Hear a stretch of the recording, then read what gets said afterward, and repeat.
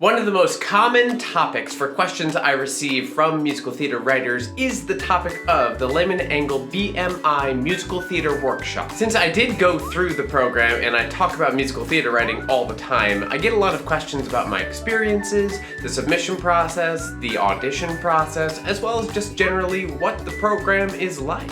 So, if you've ever wondered about the BMI Workshop and whether or not it's a good fit for you, then this video will give you what you're looking for. I will cover every part of the workshop that I can think to cover, including what it is, all the way to what happens inside it, and also what I loved less, and my recommendations. Let's dive in. What is the BMI Workshop? Technically speaking, it's two workshops. There's the Composer Lyricist Workshop, and there's also the Librettist Workshop. And then there's three if you include the Advanced Workshop, but we'll get there later. Because I've gone through the Composer Lyricist Workshop, and that is the workshop I get asked about the most, that is the one we're going to focus on today. The BMI Composer and Lyricist Workshop is for emerging musical theater writers who want to learn more and practice their craft. The workshop is called the BMI Workshop because it is under the umbrella of the BMI organization. In fact, they subsidize the program, so it's actually free if you get in. The workshop takes place over the course of about 9 months, and it's 2 hours per week when you come in for information, for feedback, and to present songs that you have written along the way. The workshop is moderated so that during your time inside the classroom, you are learning directly from people who have been in the business and have been doing this. And they are the same people who give you feedback on your work. Now for a little more context on why I'm presenting this information. When I began my musical theater writing journey in college, I was doing most everything through a self-taught journey, looking up any resources I could possibly find, reading books, and trying to learn how to do this thing called musical theater writing. At some point along the way, I was asked if I'd ever done the BMI Workshop, and I thought to myself, I will look that up later. What is that? When I did look up the workshop, I was like, this is what I need. This is the place that's gonna give me all that information that I can't quite seem to gather myself. Not to mention, the internet was a lot less useful at the time. This was a while ago. As soon as I was able to, I did apply to the BMI Workshop, and the first time I applied, I did get an audition, but I got in as an auditor, not officially in the class. If you ever get in as an auditor, still do the workshop. It is wonderful. I learned so much information. After my first year as an auditor, I did reapply and I got in the second time as a lyricist. So not only have I done the 2 years of this workshop, but I also had an auditor year as well. So I've got a lot of context on how this thing works and how it operates from one class to another. I will say more about my experiences toward the end of this video and how you can determine whether or not this is going to be for you. Okay, so what are the main things you learn in the Composer Lyricist Workshop? I think we can boil most of it down to a few points. Number one is classical songwriting structures. Now, when I say classical songwriting structures, I don't just mean the structure of the song itself, but how to structure a song for character development and journey as well as plot. Because the tradition has been passed down so readily across moderators, we get the information directly from the people who started writing this. I mean, let's not forget, musical theater is really only about 100 years old, and that's arguable. But the types of shows that actually made it and are still a part of the canon today, the songs that we know, that we love, they were all written with a certain set of rules in mind, and you learn those rules in the workshop. Next, you learn how to craft a story on the whole. There are days where we analyze shows, sit down and look at the song lists as well as the arc of the show and try to figure out what works so well, and occasionally, what's not working so well. And then the other main things that you learn during your time here is how to write with theatricality, which is a tricky thing to do, as well as how to write with great specificity, especially when it comes to characters, intentions, and motivations. So how do you learn it? As I said, there are definitely some days where we sit down and we do some show analysis. But beyond that, there are also days of pure lecture. On the more practical side of things, during the first year you have 7 song assignments, and during the second year you spend your time writing to one specific musical. I'll say more about those things later on. Okay, so what do you need to have? What are the requirements to get into this program and to do it? Probably the most challenging thing is you have to be living in New York City, or be willing to move to New York City, or be willing to commute from wherever you live weekly legally for 2 years. The other major requirement here is that you have to be emerging. I mean, darling, aren't we all always emerging? Your emerging status to the BMI Workshop simply means that you have not, quote unquote, made it yet. You're not a big name in the industry, you're still up and coming. Since these are really the only requirements in order to be able to submit, there's a lot of submissions every year. There does seem to be a new record of applicants every year, but I do know that there's kind of a baseline of about 300 applicants every year, though it may be much higher at this point. I'm not sure. Let's call it 300 just for the numbers. Of those 300, only approximately 70 of them get an audition. And of those 70, only approximately 35 of them get into the class. They may also take a few auditors as well, as in my case, which was very lucky for me. So if those numbers haven't gone up too much from 300, then your chances are a little bit better than 1 in 10 of applying and getting in. What does the submission process look like? Great question, thank you for asking. If you are applying as a composer, you need to submit 3 compositions, an up-tempo, a comedy song, and a ballad. They also ask that you include a copy of the score with the lyrics, whether or not you wrote them. If you are applying as a lyricist, you need 3 contrasting lyrics in a PDF. Again, it is the up-tempo, the comedy song, and the ballad. And if you're applying as a composer and a lyricist, it's the same material. Just make sure that you wrote both the music and the lyrics to the up-tempo, the comedy song, and the ballad. They do have a tendency to bring people in as either a composer or a lyricist. When I reapplied the second time, I did apply as a composer lyricist, and they asked me in the audition room, would you prefer to come in as a composer or a lyricist? And I said, why don't you guys choose? Whichever one you think I need more work on, let's go with that. If you are thinking about applying, the application date for the Composer Lyricist Workshop is August 1st, according to the website. Whether or not that will continue to be the case year after year, I'm not sure. Always check the website and find out. Okay, so let's talk a little bit about what they're actually looking for, because that's a question I get all the time. They do not actually tell you precisely what they're looking for, which is a little frustrating on the one hand, but smart on the other hand. Because there is a committee of people who are looking at all the applications, the opinions may change year to year on who is deserving of the audition slot. But if I were to give my personal opinion on this, and it is my channel, so I will do so, what I would say is give something that sounds like you. Yes, please show your craft and your knowledge and what skills you have to offer, but make sure that what you are presenting sounds like it is from your voice and is representative of what you do. One thing I know they are not looking for in the workshop is to bring in people who are all gonna sound the same. A large part of what BMI is trying to do is trying to establish the next generation constantly of writers who are going to contribute to the canon of musical theater. So they want as much diversity in the voices themselves as possible. But what about the audition, you ask? Should I get one? If you do get an audition from your submission, the auditions are live in person in New York in September. You will be asked to perform 2 contrasting compositions if you are applying as a composer or a composer lyricist, and if you're applying as just a lyricist, you'll be asked to recite the lyrics to 2 contrasting songs instead. All the auditions must be done live, and they must be done utilizing a piano, and they've got a lovely one right there in the room for you. Now I know some of you may be wondering, but Michael, what if I don't play piano up to the skill level of the things I write? Which is a legitimate concern. Or you might also be thinking, I'm supposed to sing this? I'm not a singer, I'm a composer. Both of these things are very legitimate thoughts, and you do have the ability to bring people in with you if you need someone to help you along the way.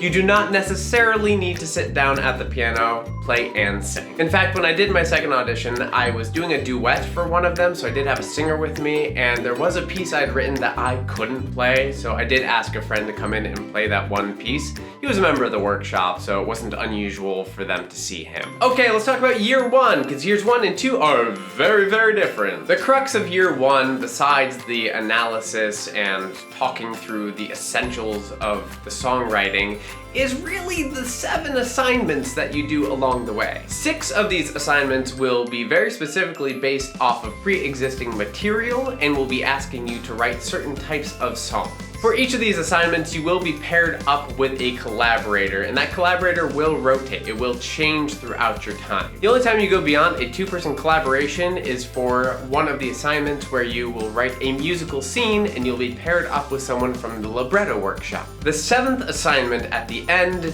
is kind of a capstone of the first year, and it is a 10-minute musical. Does that musical have to be based upon pre-existing material?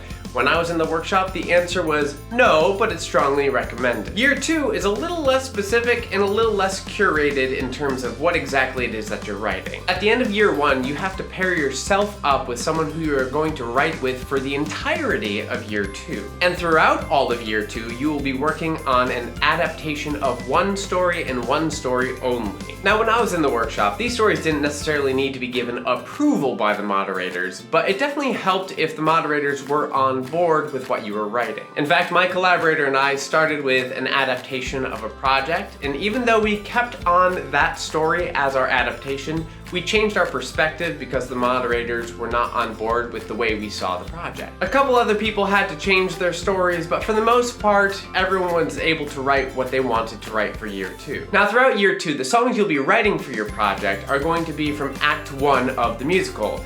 And that Act 1 is if we're looking at the project in terms of 3 acts or 5 acts. You will continue to get feedback on the songs from the moderators. There is a 3rd moderator in the room as well, and they will be talking to you not just about the music and the lyrics, but also about the overall story and the little bits of book moments that come in when you're writing a full adaptation. Speaking of the moderators, let's talk about feedback. When I was in the program, my year 1 moderators were Pat Cook and Rick Fryer, and then we added in David Spencer for year 2. In terms of feedback, it was a little bit of a mixed bag with how much feedback you would get on any given day and the quality of that feedback. Now, not necessarily talking about the quality from the moderators, but more of the quality from the room as a whole. There wasn't really a specific feedback structure that we were following at any given time, so people could pretty much give any kind of feedback they wanted as long as there was time enough to hear from more people in the room. So some days you would get a lot of feedback and it'd be great, other days you'd get not very much feedback and it wasn't as useful, but there were occasionally some real golden nuggets that came through. I will say there were days where we felt that time crunch a lot. I do remember very specifically there was one song that we wrote and our feedback was approximately 2 minutes total from the moderators, and that was all that there was time for. We had to move on. But I do think that on the whole they do a great job of making sure that everyone gets the feedback that they need on any given song day. A couple of other things to note before I dive into some of my personal thoughts. Across years 1 and year 2, even though it is still 2 hours for the workshop from September to June both years, the day changes and the time changes, so check the website for the most up-to-date information. At the end of year 2, you do a final presentation as well of approximately 20 minutes of material from the show that you've been working on all year. And this 20-minute presentation serves as your audition for the advanced workshop. The advanced workshop is essentially a continuation of the year 2 part of the workshop, where you can bring in whatever projects you're working on and you have to present at least 3 times a year in order to stay in. But you do have to get invited to be put in the advanced workshop. Alright, let's talk about what I loved about the BMI workshop. Y'all, the first 2 days of the workshop were just gold to me. As I had said before, I'd been searching for a lot of information, practical, tangible information on how to write musical theater, and the first 2 days gave me the essentials that I just couldn't find in books. Nowadays, we do have the internet, and a lot of that information is out there and more readily accessible, but at the time it wasn't, and those first 2 days kind of blew my mind. I loved our analysis days. Those were always such great fun because not only did we have the opportunity for someone to sit down at the piano, usually one of the moderators, and to bring people up and have us bumble through some of the material as we analyzed it. It was always just a lot of fun to look at shows that work, that we know, that we love, and figure out why they work. This is not officially a part of the class as far as I'm aware, but we did always take a few minutes at the beginning of class to ask if anyone's seen anything recently and hear their opinions on that, and those discussions were always a lot of fun. I really enjoyed that little ritual. Being able to collaborate with so many different people was one of the best parts of the workshop. I loved the ability to write different songs with different people. How much fun is that? Plus, the practical element of collaboration in general is just a delight. I love being able to take an assignment and go to a piece of material and sit down with someone, figure out how they work, how I work, and come to an agreement on what we want to do and then make that thing happen. That's the joy. That is what we're all here to be doing. But more than anything else, what I loved the most was the community. How often do you get the opportunity to be in a room with people, whether it's virtual or in real life, who do what you do and are just as passionate about it as you are? And having not gotten in the first year was a blessing, because then I got to know so many people from my auditing class, and then the class I was officially in. And I'm not gonna lie to you, my best friends from New York City are all from BMI. Both years. All right, fair question. What did I love less? I do feel that at times in the BMI workshop, you are writing very specifically to a certain style, that classical musical theater writing style, as well as to the opinions and tastes of the room, which is heavily influenced by the moderators, but not just based on the moderators. Occasionally, personal opinions and tastes ended up overriding the importance of craft at times, and that wasn't always fun to watch happen or to experience myself. The lack of an official feedback process definitely threw me for a little bit of a loop when I first got in there, because it kind of creates this atmosphere of trying to prove that you're smart or that what you wrote is better than someone else, even if that wasn't officially the intent of the room.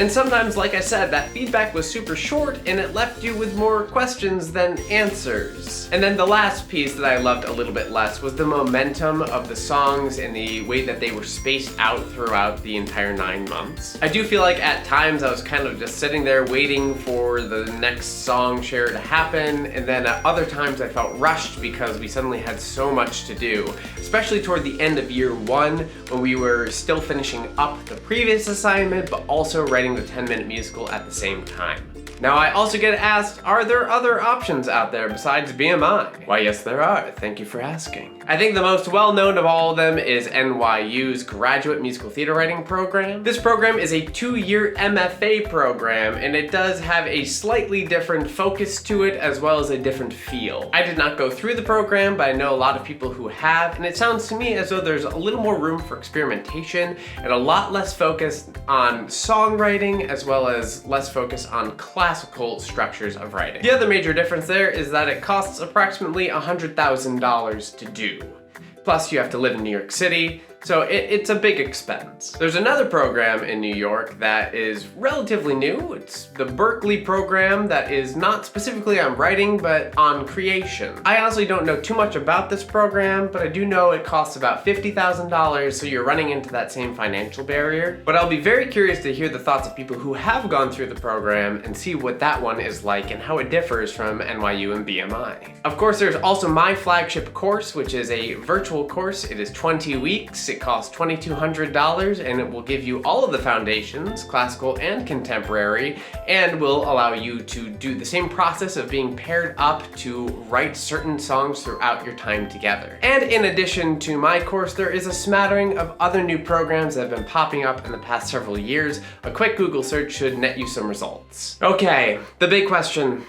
Am I glad I did it? Yes, 100%. I have zero regrets about doing the BMI workshop. To be entirely fair, I do wish that my program had existed at the time that I was applying, so I had a second option, but I mean, it didn't, and I'm very glad I did BMI. I had a mostly wonderful time in the program, and I learned a lot of information that I couldn't find anywhere else at the time, and I made some of my best friends in the world out of that experience. So, would I recommend you applying and doing it? To those of you who watch this and are still interested, absolutely, 100%. Yes, do it. What are you waiting for? Go to the website, apply. For those of you who are on the fence about it after hearing this and reading up on the workshop, still apply. Go apply. There's no harm in applying or auditioning if you get the audition. when you get that little letter that says, hey, congrats, you got in, then you can make your decision. Is this really what I want to be doing or not? I mean, hopefully you'd know by the time you got to the audition process. But if you're on the fence, yes, still apply. And if you're more hesitant than that, I would just say, look at all of your options first. Then decide which ones sound like the best fit for you and apply to those programs. Remember, no program is for everyone. So it is entirely okay to look at BMI and want to do BMI just so you can say that you've done BMI, but feel like it's not the right fit. That's all right. But don't forget, there are other options out there, including my flagship course, and I'll put a link to that in the description below so you can check it out if you'd like to. And if you're starting from square one with a musical idea that you would like to write and you're really not sure where and how to get started, then you should watch this video next. Otherwise, thank you all for being here with me today, and I'll see you again soon. Cheers!